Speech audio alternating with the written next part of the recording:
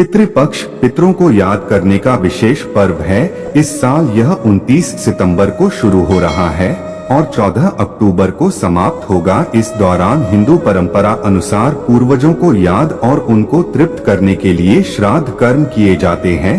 पितृपक्ष या श्राद्ध हिंदू समाज में पूर्वजों की याद में मनाया जाता है। इसका शुरुआत 29 सितंबर भाद्रपद माह की शुक्ल पक्ष के पूर्णिमा तिथि से आरंभ हो रहा है और 14 अक्टूबर को कृष्ण पक्ष की अमावस्या तिथि, जिसे सर्व पितृ अमावस्या भी कहते हैं, तक चलेगा। वैसे तो पितृपक्ष सितंबर महीने में समाप्त होता है, लेकिन इस साल वह अक्टूबर महीने में समाप्त होगा। पहले सालों के तुलना में इस वर्ष पितृपक्ष में 15 दिन की देरी हुई है, क्योंकि अधिक मास के कारण सावन माह 2 महीने का था। पितृपक्ष में अपने पूर्वजों का श्राद्ध करना महत्वपूर्ण है। पौराणिक मान्यता अनुसार हमारी पिछली 3 पीढ़ियों की आत्माएं स्वर्ग और पृथ्वी के बीच स्थित पितृलोक में रहती हैं। पितृलोक में अंतिम 3 पीढ़ियों को ही श्राद्ध किया जाता है। इस दौरान पितरों का तर्पण करने से उनकी आत्मा को शांति मिलती है और वे प्रसन्न होकर अपने वंश सुख समृद्धि प्रदान करते हैं। मान्यता है कि पितृपक्ष में श्राद्ध न करने से पितृदोष लगता है। शास्त्रों में श्राद्ध के लिए गया शहर का विशेष महत्व है। इस दौरान पितरों को तृप्त करने के लिए पिंडदान और ब्राह्मण को भोजन कराया जाता है। गया जैसे पवित्र स्थल पर यह अधिक प्रमुखता से किया जाता है। हालांकि घर में श्राद्ध करने की भी प्रक्रिया है। इसके लिए सूर्योदय से पहले स्नान करके साफ कपड़े पहन लें। इसके बाद श्राद्ध करें और फिर दान करना चाहिए। इस दिन गाय, कौआ, कुत्ता और चींटी को भी खाना खिलाना चाहिए। शास्त्रों के अनुसार ऐसा करने से शुभ फल प्राप्त होता है। पितृपक्ष न केवल हमारी पूर्वजों की याद को जिंदा रखने का समय है, बल्कि यह हमें अपने धार्मिक कर्तव्यों की पूर्ति करने का अवसर भी प्रदान करता है। पितृ कभी भी अपनी संतानों को परेशान नहीं करना चाहते हैं। वे बहुत दयालु होते हैं, लेकिन संतानों की उपेक्षा से दुखी हो जाते हैं, क्योंकि संतान के द्वारा श्राद्ध कर्म और पिंडदान आदि करने पर उन्हें तृप्ति मिलती है और वे अपनी संतानों को धन धान्य और खुश रहने का आशीर्वाद देते हैं। पितृ ये नहीं चाहते कि उनकी संतानें उनको तृप्त करने के लिए बहुत कुछ करें।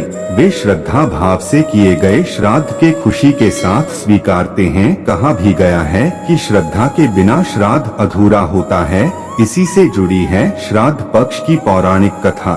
जानते हैं कि कैसे श्रद्धा भाव से प्रसन्न होकर पितर देते हैं अपना आशीर्वाद। श्री कृष्ण भगवान ने कहा है कि आत्मा कभी मरती नहीं, ये बस एक शरीर से दूसरे शरीर में बदलती है। इसलिए आप अपने पूर्वजों को जब भी कुछ अर्पित करते हो तो वो उन्हें मिलता है। दानवीर कर्ण, जिनके नाम के आगे ही दानवीर था, उन्होंने पूरी उम्र बहुत दान दिया। जो भी उनसे कुछ मांगता वो उसे जरूर मिलता। कर्ण जब परलोक गए तो वहाँ उन्हें वो कुछ दोगुना दिया गया जो कि उन्होंने दान किया था, लेकिन वो सब हीरे जवाहरात और सोना चांदी थे। कर्ण को खाने को कुछ नहीं मिला, क्योंकि उन्होंने कभी भोजन दान नहीं किया था। कर्ण भूख से व्याकुल हो गए। अंत में यमराज की विनती करके धरती पर जाकर फिर से दान करने की आज्ञा मांगी। यमराज ने कर्ण को 14 दिनों का वक्त दिया। कर्ण ने धरती पर आकर जमकर भोजन दान किया और श्राद्ध किया। जब कर्ण परलोक वापस आया तो उसके पास खाना पहुंच चुका था। इसलिए हिंदुओं में भोजन दान करना बहुत शुभ माना गया है। श्राद्धों के दौरान तो गरीबों को भोजन खिलाना ही चाहिए। इसके जरिए हमारे पूर्वजों को सीधे ये पहुंच जाता है। कहा जाता है कि इन दिनों यमराज की आज्ञा से आत्माएं जमीन पर आती हैं और अपने वंशजों की ओर से अर्पित किए गए भोजन का भोग करती है।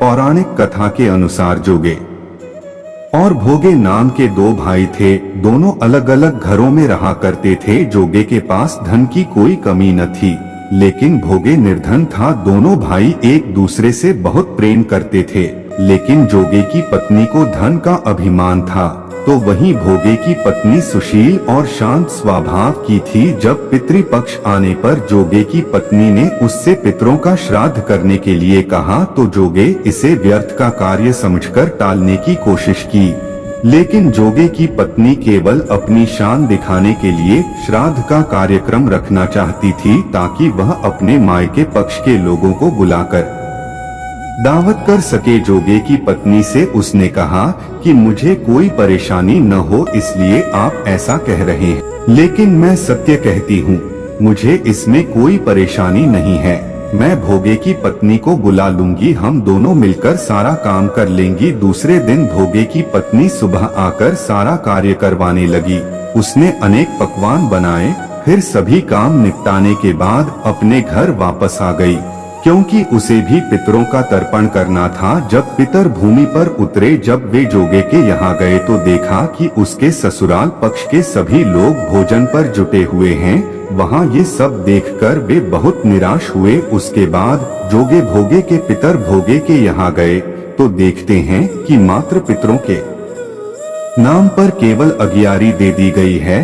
पितर उसकी राख चाटते हैं और भूखे ही नदी के तट पर पहुंच जाते हैं। कुछ ही देर में सारे पितर अपने अपने यहाँ का श्राद्ध ग्रहण करके इकट्ठे हो गए और बताने लगे कि उनकी संतानों ने किस किस तरह से उनके लिए श्राद्धों के पकवान बनाए। जोगे भोगे के पितरों ने भी अपना सारा कुछ बताया।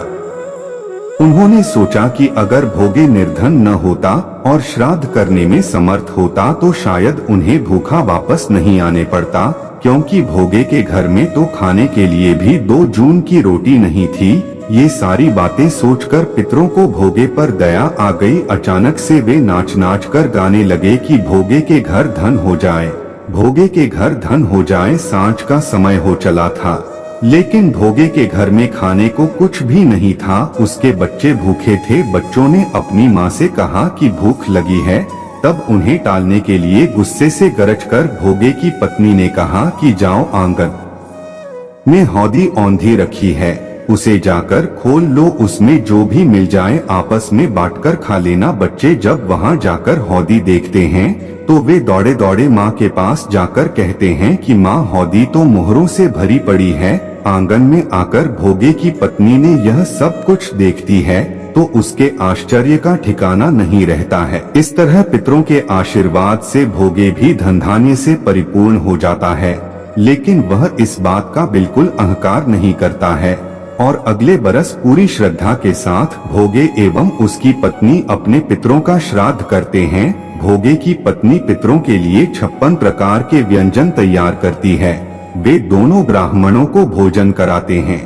अपने जेठ जेठानी को बुलाकर सम्मान के साथ सोने और चांदी के बर्तनों में भोजन कराते हैं। इससे उनके पितर बहुत प्रसन्न होते हैं। धार्मिक मान्यताओं के मुताबिक पितृपक्ष के दौरान पितर कौ के रूप में धरती पर आते हैं। शास्त्रों में इस बात का वर्णन किया गया है कि देवताओं के साथ ही कौ ने भी अमृत को चखा था, जिसके बाद से यह माना जाता है कि कौ की मौत कभी भी प्राकृतिक रूप से नहीं होती है।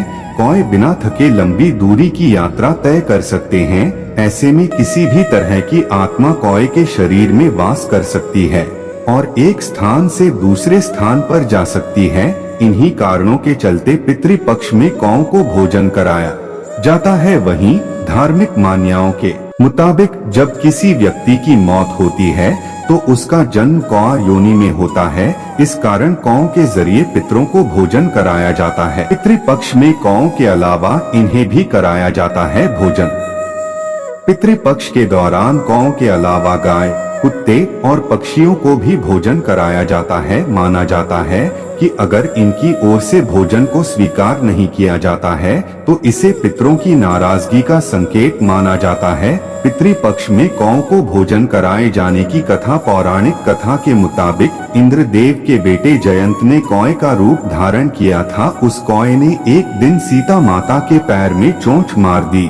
इस पूरी घटना को राम जी देख रहे थे। उन्होंने एक तिनका चलाया तो वह कौ की एक आंख में जाकर लग गया। इससे कौ की एक आंख खराब हो गई। उस कौ ने श्री राम से अपनी गलती के लिए माफी मांगी। कौ की माफी से भगवान राम प्रसन्न हुए और उसे आशीर्वाद दिया कि पितृपक्ष में कौए को दिए गया भोजन पितृलोक में निवास करने वाले पितर देवों को प्राप्त होगा। शास्त्रों में मनुष्य के लिए 3 प्रकार के ऋण बताए गए हैं: देव ऋण, ऋषि ऋण एवं पितृ ऋण। पितृ ऋण को श्राद्ध करके उतारना आवश्यक है। वर्ष में एक बार पितरों की मृत्यु तिथि को चल, तिल, जौ, कुश और पुष्प से श्राद्ध करके गौग्रास 3 या 5 ब्राह्मणों को भोजन कराकर विधि से यह ऋण उतर जाता है। पितृगण 3 ही कार्य से पसंदीदा अनुकंपा करते हैं। पुत्र को पता होना चाहिए कि माता पिता की मृत्यु की तिथि 2 काल में जब सूर्य की किरणें स्पर्श करती हैं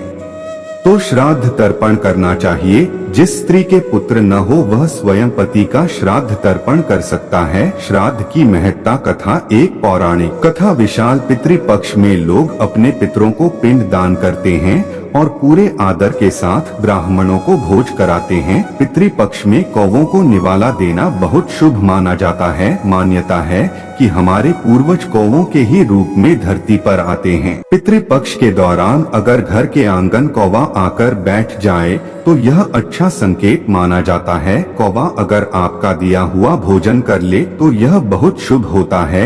यह संकेत देता है कि आपके पितृ आपसे बेहद प्रसन्न हैं। कौवा अगर अपने भोजन का अंश ग्रहण कर उड़ जाए तो इसका मतलब है कि आपके पूर्वज आपको ढेर सारा आशीर्वाद देकर गए हैं। पितृपक्ष में कौवे को रोज भोजन करवाना बहुत पुण्यकारी माना जाता है। मान्यता है कि इससे पितरों की कृपा होती है और सारे बिगड़े काम बनने लगते हैं। पितृपक्ष के समय कौवे का विशेष महत्व होता है। अगर इन दिनों आपको कौवा नजर नहीं आता है तो आप कुत्ते या गाय को भी भोजन करा सकते हैं। इससे भी पूर्वजों का आशीर्वाद मिलता है। पितृपक्ष में कौवों को आमंत्रित कर उन्हें श्राद्ध का भोजन कराने की परंपरा है। कौवा श्राद्ध का भोजन ग्रहण कर लेता है तो पितर प्रसन्न और तृप्त माने जाते हैं।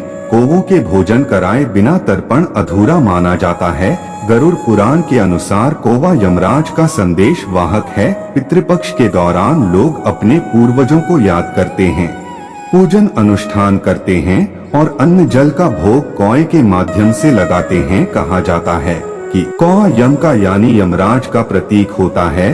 कौए को भोजन कराना अपने पितरों तक भोजन पहुंचाने के समान है। कौवे का आना और भोजन ग्रहण करना शुभ प्रतीक माना जाता है। मान्यता है कि कौवे को निवाला दिए बिना पितृ संतुष्ट नहीं होते। पितृपक्ष में हर परिवार अपने पितरों को खुश करने के अनेक प्रयास करते हैं, जिससे पितर उनके परिवार से खुश होकर उन्हें सफलता का आशीर्वाद दे। कई बार हमारे घरों के आसपास कौए नहीं मिलते, उस वक्त किसी अन्य जानवर जैसे कुत्ते व गाय के लिए भी थाली निकाली जा सकती है।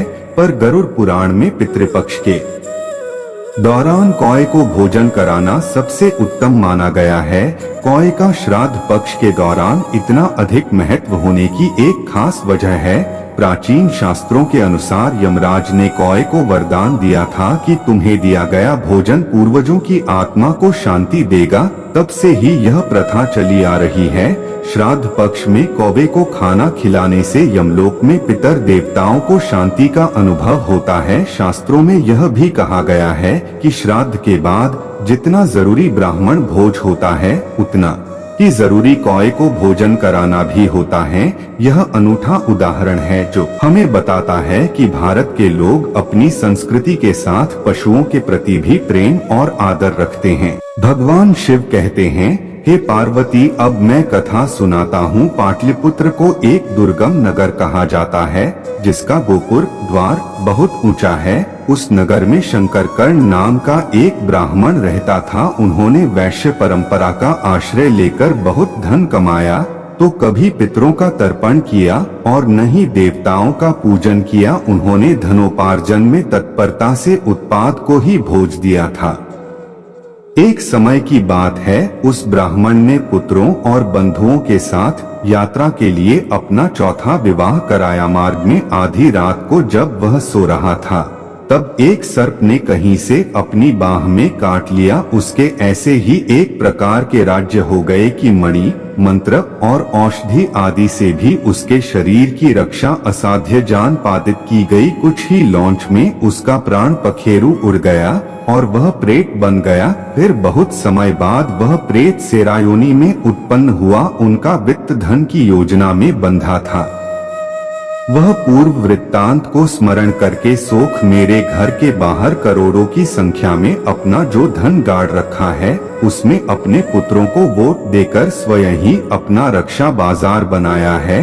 साइना की योनि से पीड़ित पिता ने एक दिन सपने में अपने पुत्रों के साथ अपना मनोभाव बताया। तब उनके बेटों ने सवेरे जादुई विस्मय के साथ एक दूसरे से सपनों की बातें कही। उनमें से मझला पुत्र कुदाल के हाथ में घर से निकला और जहां उसके पिता सारायोनी धारण करके रहते थे, वह स्थान पर था। हालांकि उसे धन के स्थान का ठीक ठीक पता नहीं था, फिर भी उसने को से उसकी ठीक ठीक पुष्टि कर ली और लोभ बुद्धि से वहां पहुंचकर बाबी को खोदना शुरू कर दिया। तब वह बाबी से बड़ा भयानक सांप प्रकट हुआ और बोला, ओ मूर्ख, तू कौन है? किस लिए आया है?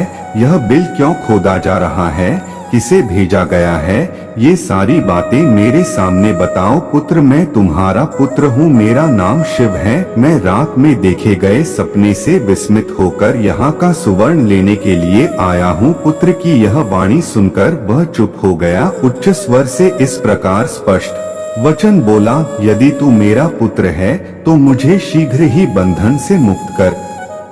मैं अपने पूर्वजन्म के गले मिले धन के लिए ही सारायोनी में उत्पन्न हुआ हूँ। पुत्र, पिताजी, आपकी मुक्ति कैसे होगी, यह उपाय मुझे बताया गया है, क्योंकि मैं आज रात सब लोगों को तुम्हारे पास से ठीक करने आया हूँ। पिता, बेटा, गीता के अमृतमय 7वें अध्याय से मुझे मुक्ति दिलाने में तीर्थ, दान, तप और यज्ञ भी सर्वथा समर्थ नहीं है। केवल गीता का 7वां अध्याय ही शैतान के जरा मृत्यु आदि दुखों को दूर करने वाला है।